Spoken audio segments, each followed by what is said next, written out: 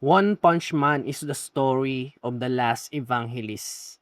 Ako ay nag-hallucinate at nakaka-cringe at akala ko nakakalaban ko ang mga demonyo na parang isip bata ako na feel ko parang may nais ipangaral sa akin sa atin ang Diyos ayon sa aking halimbawa na One Punch Man anime.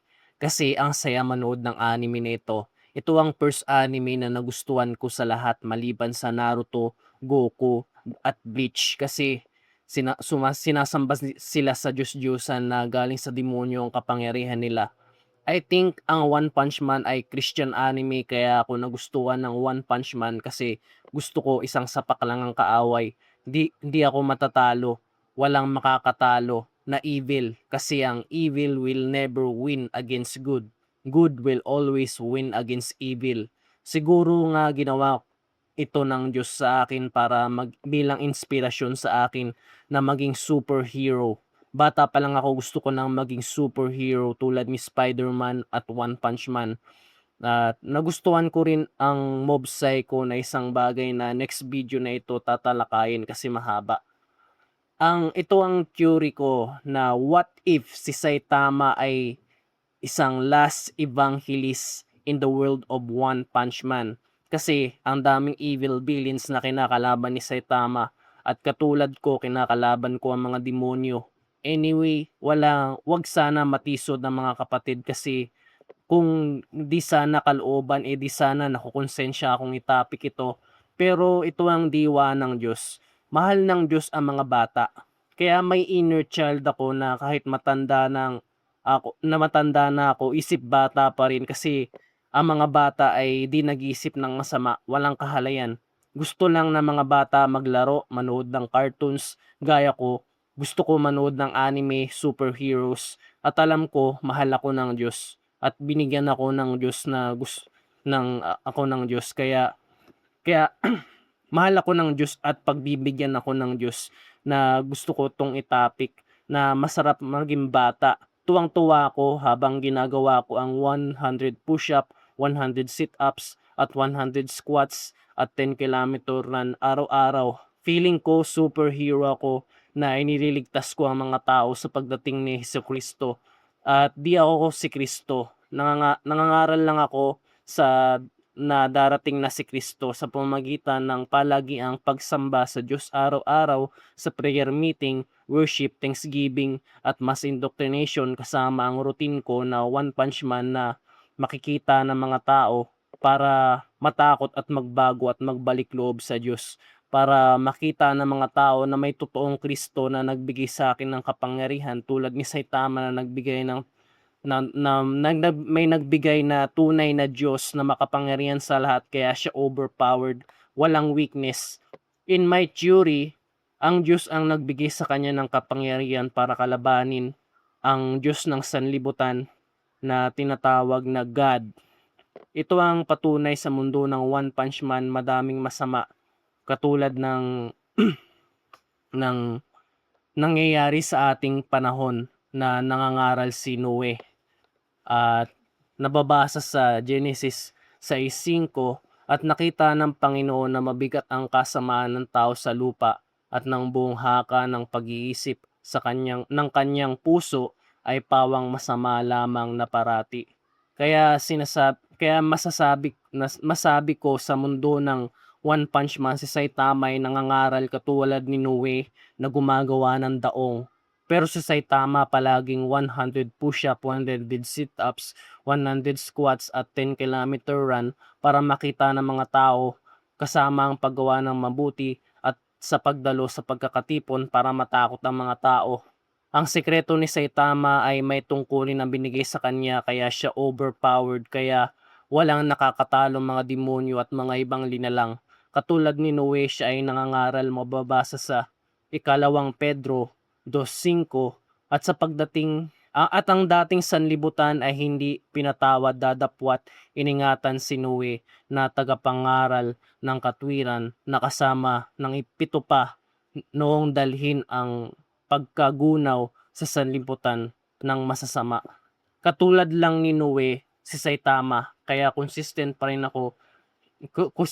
rin siya maging matuwid at nagpapalakas para makalaban ng mga demonyo at pinapalakas niya ang kanyang espiritu at katawan.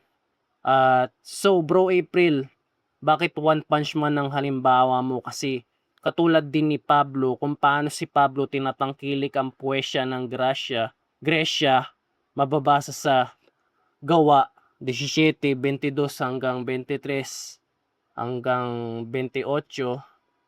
At tumindig si Pablo sa gitna ng Areopago at sinabi, "Kayong mga lalaking taga-Atenas, sa lahat ng mga bagay ay napapansin kung kayo'y lubhang relihiyoso, sapagkat sa aking pagdaraan at sa pagmamasid ng mga bagay na ito na iyong sinasamba ay nakasumpong din naman ako ng isang dambana na may sulat na ganito, sa isang Diyos na hindi kilala, yaong ang inyong sinasamba, sa hindi pagkakilala siya ang sa inyo'y binabalita ko, sapagkat sa kanya tayo'y nabubuhay at nagsisikilos na mayroong pagkatao na gaya ng sinabi ng ilan sa inyong sariling mga manunula, sapagkat tayo naman sa kanyang lahi." Hindi malayo na ang kanta, sabi ni Bro Eli, nagtuturo naman ng mabuti na maging tapat sa asawa, hindi ka naaawit, hindi naman malabo na manood ako ng anime na hindi naman masama ang anime na pinapanood ko. Actually, may nakikita kang masama sa One Punch Man, pero ang taong subok ang ang taong subok na nakaisip ka ng masama habang nanonood ay galing sa demonyo yun. Natatakot ka kasi kung di ka natatakot, panoorin mo kung may Diyos ka. At di ka matatakot kung pinanood mo kung may Diyos ka. Alam kong matatalo mo sila. Anyway, hindi ito literal na manununtok ka ng taong may masamang espiritu. Ito ay ayon sa espiritong paghahalimbawa. Imbis na suntukin mo at gawan mo sila ng mabuti. Parang talinhaga lang ng One Punch Man na wag kang wag wala kang balisa katulad ni Saitama, relax lang kapag kinakalaban niya ang mga monsters. Ganon din tayong mga taong mga Kristiyano, kinakalaban natin ang mga demonyo sa pamagitan ng pagtitiis sa laman. Tulad ni Saitama na di mayamo, di matakaw, tumatakbo ng takbo para mangaral, sa tingin ko, umaakay siya ng mga tao para magbalik loob. What if ang One Punch Man ay Christian team? Ayon sa disaster level, at ang meaning nito ay ang wolf, potential threat, presence of a creature that might pose danger. Tiger, the danger to many people that cause casualties and left unchecked. Demon, a threat to whole city requires multiple heroes to handle. Dragon, a threat to multiple cities, extremely powerful, only top heroes can fight. God, a threat to humanity's survival is potentially world-ending. Wolf, tiger, demon, dragon, God. Ang Diyos na tinutukoy dito ay ang Diyos ng sanlibutan, si Satanas. What if ang mga threat na ito ay threats sa ating pananampalataya? Kung espiritual ng pag-uusapan, may mga malalakas na demonyo, mga pulutong na mga demonyo, at baka sa lakas ng demonyo, kakabahan na nakalaban ni Saitama, mga aliens, monsters, etc. May mga taong ayaw pa rin kay Saitama at may mga taong patagong ina-appreciate si Saitama kasi utos ng tunay na Diyos na isekreto ang kanyang identity para makaakay ng mga kaluluwa. At di pa rin siya tinanggap ng mga ibang tao. At mababasa sa Lucas 10:16, ang nakikinig sa inyo ay sa akin nakikinig, at ang nagtatakwil sa inyo ay ako ang tinatakwil, at ang nagtatakwil sa akin ay tinatakwil ang sa akin ay nagsugo. Ayaw ng mga tao si Saitama in spite na pagliligtas nila sa kanila ay pagliligtas niya sa kanila sa totoong buhay. Parang nangangaral si Saitama sa espiritu, kaya kung nakita kayo ng tao diyan sa market araw-araw tumatakbo, gusto lang niya kayo maligtas sa kapahamakan kasi parang malapit na dumating si Kristo si Saitama sa espirituwal na nangangaral. May hula sa pamamagitan ng mga apostol na may nangangaral katulad ni Moises sa huling panahon. Mababasa sa Gawa 7:35 hanggang 37. Ang Moises na ito ay na kanilang itinakwil na sinabi, "Sino sa inyo'y naglagay ng puno at hukom ay siyang sinugo ng Diyos na maging puno at tagapagligtas sa pamamagitan ng kamay ng mga anghel na sa kanya'y nagpakita sa mababang punong kahoy. Pinatnugutan sila ng tao Pinatnugutan sila ng taong ito pagkagawa ng kababalaghan at mga tanda sa Ehipto at dagat na pula apat na sa ilang sa loob ng 40 taon. At yaong si Moises ay nagsabi sa anak ni Israel, "Palilitawin ng Diyos ang sa inyo isang propeta gaya ko mula sa inyong mga kapatid." Si Kristo po ito na nasa langit. Di po ako ito. Ako lang ay may tungkuling ipangaral sa pamamagitan ng Espiritu na bigay sa akin. Di ako si Kristo. Pinagkakamalan lang na ako si Kristo ng mga tao. Si Kristo, ako lang ay halimbawa niya. May espiritu ako ni Moises, kasama ko ang espiritu ni Elias. Si Bro Eli yun, kinakausap ni Kristo sa bundok. Mateo 17:1 hanggang 3. At pagkaraan ng 6 na araw ay isinama ni Jesus si Pedro at si Santiago at si Juan na kapatid niya at sila'y dinalang bukod sa isang mataas na bundok. At nagbagong anyo sila sa harap niya at lumiliwanag ang kanyang muka tulad ng araw at pumuting tulad ng ilaw sa kanyang ang kanyang mga damit. At naparito nagpakita sa kanila si Moises at Elias at na nakikipag-usap sa kanya. Si Kristo ang kausap namin. Kasama ako, si Bro Eli, nangangaral sa inyo. Nakausap si Kristo kasi sa Biblia lang naman ang sinasabi namin. Yun ang pinapangaral namin. Kausap namin si Kristo, nangangaral sa inyo. Katulad ni Noe na sinugo ng Diyos, ganun din si Saitama sa mundo ng One Punch Man. Takbo ng takbo, 100 push-up, 100 sit-ups, 100 squats, 10 kilometer run, do it every single day kasama ng paggawa ng mabuti at pagdalo sa pagkakatipon. Pinapakita ko para mangaral sa mga tao na malapit na dumating si Kristo. Mas dakila si Kristo kaysa sa amin ni Bro Eli. Mateo 17:5. Samantalang nagsasalita pa siya, narito isang nagniningning sa palap na lumilim sa kanila at naparito isang tinig na mula sa alapap na nagsabi, "Ito ang sinisinta kong anak na siya kung kinalulugdan, siya ang inyong pakinggan." Kasi ma baka maimpluwensyahan kayo kayo kung kay Bro Eli at sa akin lang kayo makikinig. Tanging si Kristo lamang inyong pakinggan na nangangaral sa huling panahon. Bale, espiritu ni Elias na kay Bro Eli at espiritu ni Moises ay nasa akin. Di ako si Kristo. Dinadaya lang kayo ng mga demonyo. Kung sinasamba niyo ako, sasampaling ko kayo. Ang, ang sambahin niyo ay ang tunay na Kristo at tunay na Ama.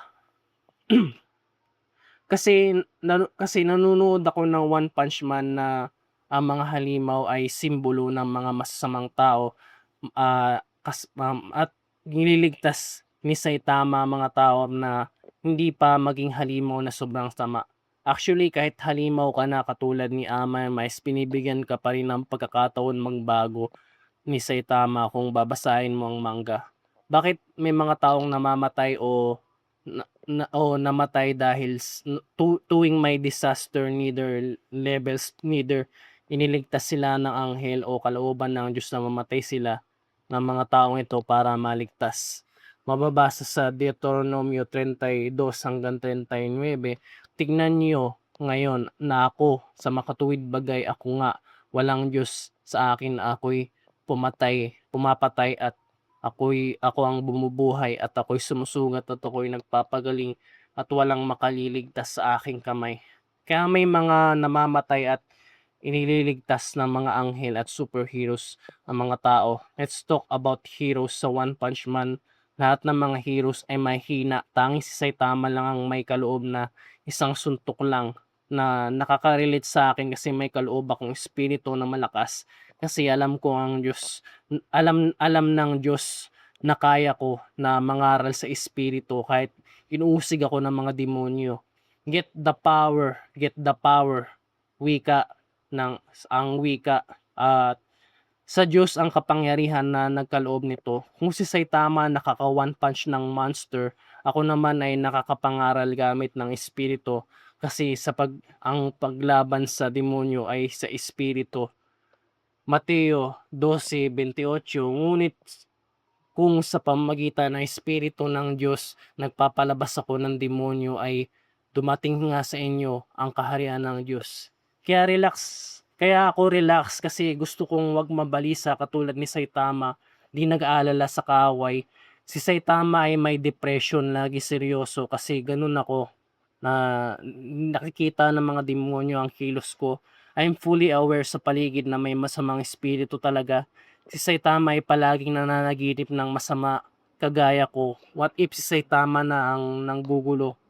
What if si Saitama na si Sat what if nanggugulo nanggugulo nga. What if si Santanas na ang nanggugulo sa akin at at hindi at hindi lalong malaking pagbabata ang gagawin ko katulad ni Saitama na nangangaral sa mundo ng One Punch Man. Alam kong walang-wala ang demonyo sa akin. Si Saitama ay funny guy, sobrang realistic, matatawa ka. Alam ni Saitama sa huling panahon at dadami ang mga masasama, kaya lagi siyang balisa. Ito ang scene sa episode 1 na kinakalaban niya ang malalakas na monster. Kagaya ko na kinakalaban ko ang mga demonyo. Kaya wag sana tayong makakalimot sa 7 esensyal ng ating pananampalataya para makalaban natin ang mga demonyo. Ikalawang Pedro 1:5-7. Oo nga, dahil din dito ang pagkaragdag sa ganang inyo ng buong sikap ay idagdag ninyo sa inyong pananampalataya ang kagalingan, at ang kagalingan ay kaalaman, at ang kaalaman ay pagpipigil, at sa pagpipigil ay ang pagtitiis, at sa pagtitiis ay ang kabanalan, at sa kabanalan ay mabuting kalooban sa kapatid, at sa mabuting kalooban sa kapatid ay ang pag-ibig. Actually, sa mundo ng One Punch Man ay nasa huling araw na nangangaral si Saitama. Yuriko kasama niya si Kristo, ang kapangyarihan ng Diyos, kaya overpowered, kaya relate na relate ako sa One Punch Man anime. Mga kapatid, naglalakas loob ako na tanggapin niyo ako at sinusubok tayo sa apoy. Unang Pedro 1:7 upang ang pagsubok sa inyong pananampalataya ay lalong mahalaga kaysa sa ginto na nasisira, bagamat ito'y sinusubok sa pamagitan ng apoy na nasumpungan sa ikapupuri at ikaluluwalhati at ikararangal sa pagpapakahayag ni Jesucristo. At pakiramdam ko malapit na dumating si Kristo, katulad ni Saitama na nagpapalakas nangangaral sa buong mundo ng One Punch Man. Ang katakutan ko ay Mateo 24:12, at dahil sa pagsagana ng katampalasanan ang pag-ibig ng marami ay lalamig. Wag mawawala ang pag-ibig. Sana di ko maiwala ang pag-ibig, kasi kung nawala ang pag-ibig, walang-wala na ako. Yun ang pag-ibig na pagtibok ng puso ni Boros nung kinalaban niya si Saitama. Na-realize ni Boros na kahit tao lang si Saitama, natalo siya ng tao kasi may Diyos na nagbigay sa kanya ng kapangyarihan. Kaya nagpakumbaba si Boros na isang alien na anghel na nagbalik loob sa Diyos. Apokalipsis 2:4, ngunit meron akong laban sa iyo, na inyong iniwan ang iyong unang pag-ibig. Sa theory ko sa mundo ng One Punch Man, what if tinitiis ni Saitama na ayaw siya ng mga tao dahil dinadaya sila ng mga demonyo para mawala ang pag-ibig ni Saitama sa sanlibutan. Gaya ni Kristo, diwa ni Kristo, lahat ng tao maligtas. Ganun din si Saitama sa theory ko. Kaya siya overpowered, ay may nagbigay na Diyos na makapangyarihan sa lahat. What if si Saitama kasama niya si Kristo, Kaya 'di nababalisa si Saitama at gusto ni Saitama maibig siya ng tao para sa pagliligtas nila sa kanya ng kanyang pangangaral pero ayaw siya. In my conclusion, si Saitama ay patuloy akong nangangaral ga In my conclusion, gaya ni Saitama ay patuloy akong nangangaral ng tumakbo na 10 kilometer run, 100 push-up, 100 sit-ups, 100 squats kasi naghahanda ako sa pagdating ni Kristo. Araw-araw akong dumadalo para maging handa ako sa pagdating ng ating Panginoong Kristo. Gusto ko isang sapak lang ang kaaway katulad ni Saitama. Parang ganun tayong mga Kristiyano, walang-wala ang demonyo sa atin kasi kaya natin siya kalabanin sa pamamagitan ng katwiran ni Kristo. Ganito kinalaban ni Kristo ang mga demonyo nung tinutokso siya. Mateo 4 hanggang 11. Nang magkagayon hinatid ng Espiritu si Jesus sa ilang upang siya ay tuksohin ng diablo. At nang siya ay nagkapag-ayuno ng 40 araw at 40 gabi, sa wakas ay nagutom siya. At ang manunukso ay dumating na nagsabi sa kanya, kung ikaw ang anak ng Diyos, ay pag-utos mo ang mga batong ito ay maging mga tinapay. Dadapat siya'y sumagot at sinabi, nasusulat, hindi sa tinapay lamang nabubuhay ang tao, kundi sa bawat salitang sinalita na lumabas sa bibig ng Diyos. At nang magkagayoy dinala siya ng diablo sa bayang banal at inilagay siya sa tuluktok ng templo at sa kanya'y sinabi, kung ikaw ang anak ng Diyos ay magpatihulog ka sapagkat nasusulat siya'y magbibilin sa kanyang mga anghel tungkol sa iyo at alalayan ka sa iyong mga kamay baka matisod ka ng iyong paa sa isang bato. Sinabi sa kanya ni Jesus, nasusulat din naman huwag mong tutuksoin ang Panginoon mong Diyos. At muling dinala siya ng diablo sa bundok na lubhang mataas at pinamalas na sa kanya ang lahat ng mga kaharian sa sanlibutan at kaluluhatian niya. At sinabi sa kanya, lahat ng mga bagay na ito ay binibigay ko sa inyo kung ikaw ay nagpatira pa at sasambahin mo ko. At nang magkagayo sinabi sa kanya ni Jesus, sumayo ka Satanas sapagkat nasusulat ang Panginoon mong Diyos sasamba ka.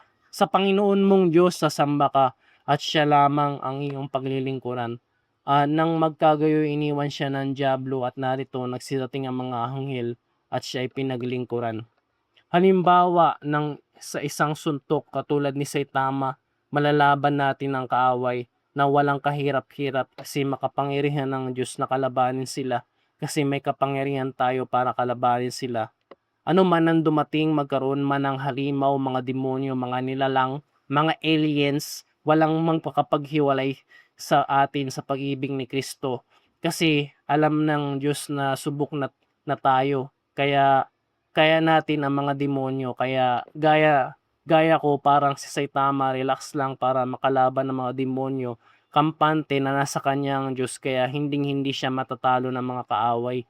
Mababasa sa Roma 8:35 hanggang 39, sino ang maghihiwalay sa atin sa pag-ibig ni Kristo? Ang kapighatian o ang kahapisan o ang pag-uusig o ang kagutom o ang kahuboran o ang panganib o ang tabak? Gaya ng nasusulat, dahil sa inyo kami pinatay. Gaya ng sulat, dahil sa inyo kami pinatay sa buong araw, kami ay nabilang na parang mga tupa sa patayan. Hindi, kundi sa lahat ng mga bagay na tayo'y higit pa sa mga mapagtagumpay sa pamamagitan ng niyaong sa atin ay umibig, sapagkat ako'y naniniwalang lubos na kahit ang kamatayan man, kahit ang buhay, kahit ang mga anghel, kahit ang mga pamanuan, kahit ang mga bagay na nasa kasalukuyan, kahit ang mga bagay na darating, kahit ang mga kapangyarihan, kahit ang mga kataasan, kahit ang kababaan, kahit ang alinmang ibang nilalang ay hindi makakapaghiwalay sa atin sa pag-ibig ng Diyos na nasa kay Jesus na Panginoong natin. Katulad ni Saitama na walang makakatalo sa atin kung malakas ang pananampalataya natin. May spiritual na palakasin natin ang pagkataong labas at pagkataong loob na paglilingkod natin sa Diyos kasi kailangan at nakahanda ang laman para ihandog sa Diyos na malinis, gano'n din ang ating puso. So, mag-looks maxing ka, mag-self-improvement kasi para lumakas ang katawan mo para makapaglingkod ka sa Diyos ng matagal at payapa nang walang sakit at kapintasan. Salamat sa Diyos ang karangalan at kapurihan. Ang Diyos ang nagbigay ng kapangyarihan tulad ni Saitama, kaya walang makakatalo sa atin. Salamat po sa Diyos.